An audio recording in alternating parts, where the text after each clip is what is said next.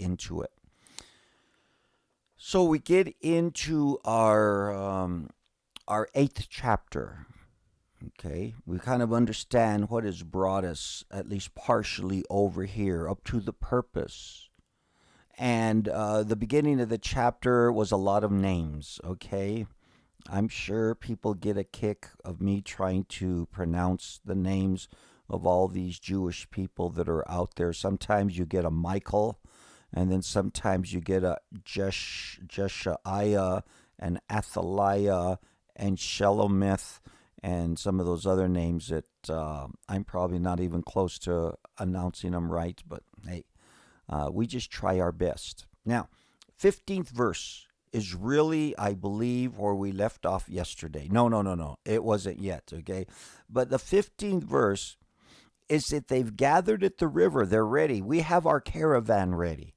We have a people who have decided that they're going to go to Babylon. I mean, to Jerusalem from Babylon with Ezra. And they're out there. They're getting ready to go. I gathered them by the river that flows to Ahava, and we camped there 3 days. And I looked among the people and the priest and found none of the sons of Levi there. So we have priests there, we have people there, but we don't have any Levites there. So then, okay, he sends these men, Eleazar, Ariel, Shemaiah, Elnathan, Jerub, Elnathan, Nathan, Zechariah, and Meshullam, leaders also for Joiarib, Elnathan, men of understanding, and gave them a command for Iddo, the chief man at the place of Casiphia, and told them what they should say to Iddo and his brother Nethanim, his brethren the Nethanim, at the place of Casiphia. So he's sending these men out toward another region, another place, another city, okay, in the empire, Casiphia. And he says, you guys go out over there and bring Levites, that they should bring us servants for the house of our God.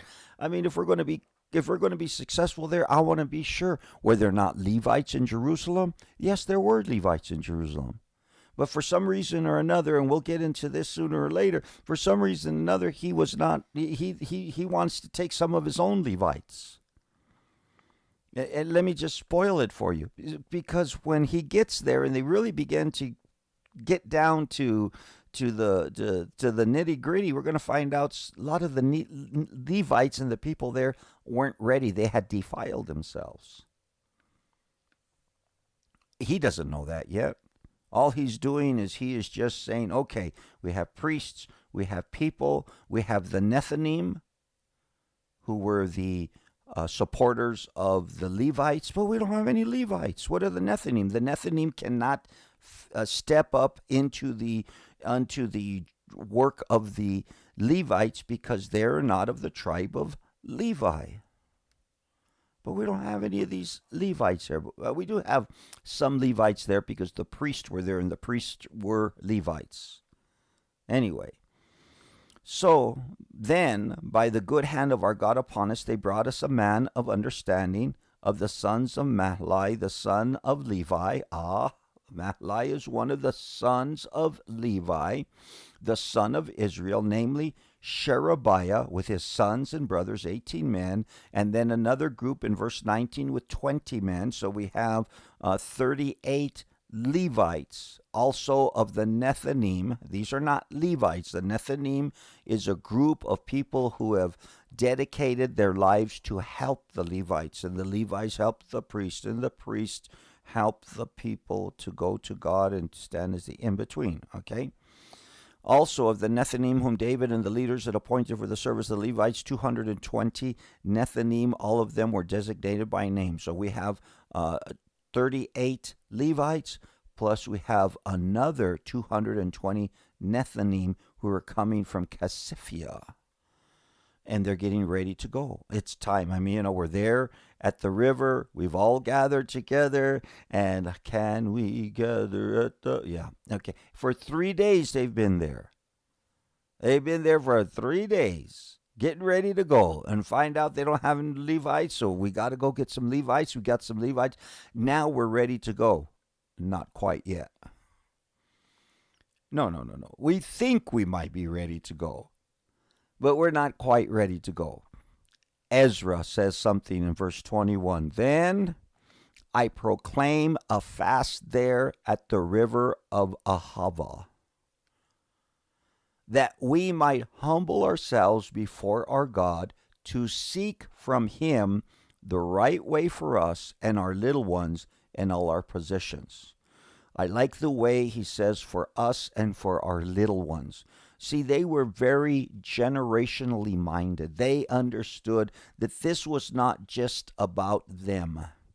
They had a connection to the generations that had come before them, but they also have a responsibility for those that would come after them. You say, well, don't we have the same thing? Well, I don't think as much. We talk about the national debt, and we just keep on throwing out budget bills and omnibus bills and building this and building that and spending here and spending there. And we keep saying, all of this spending, sooner or later, somebody's going to have to pay the bills. And we're kind of like Hezekiah says, well, as long as it's not in my time, I guess it's okay.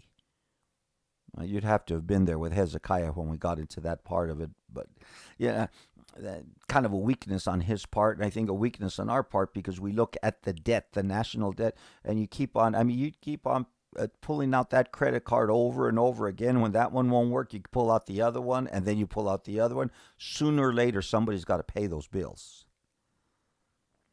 And these people had a greater sense and responsibility for their little ones and their possessions. But watch this. I proclaimed a fast there at the river of Ahava. Before they finally take that first step, he says, let's fast. Oh, fasting is like repentance. We don't talk about it anymore. We don't talk about fasting. Oh, man, that was for then. We don't do that stuff anymore. Repentance, oh, that's old school. No. It's essential. If you're hungering and thirsting for righteousness, fasting is something that'll get you there quicker than many, many other of what I call the spiritual disciplines that are out there. But it's one that might be a little rough, especially the first 3 days or so can be very rough if you decide to go that long.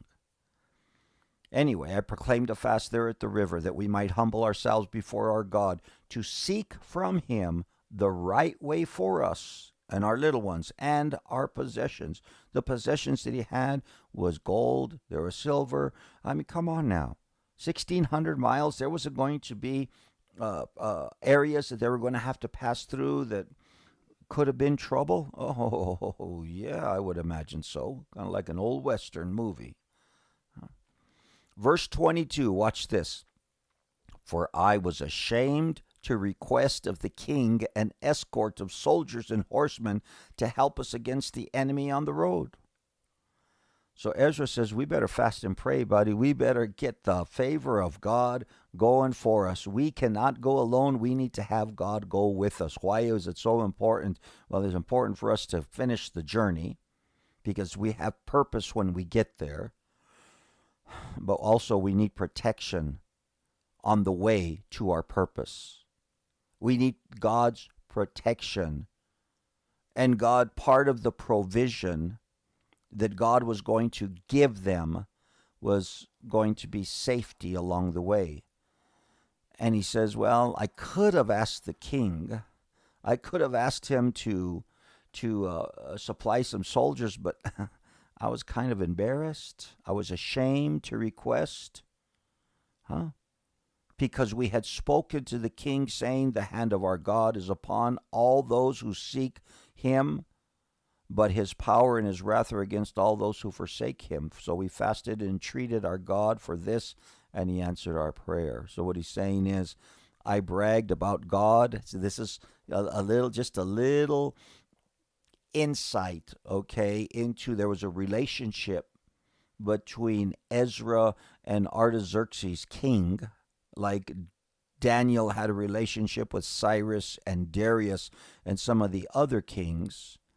He says, I've been bragging to Artaxerxes about our God so much and how powerful he is and how great he is and how, all encompassing he. I was even afraid to ask him because I had built God up so much. So we better fast and pray for our protection. Very interesting.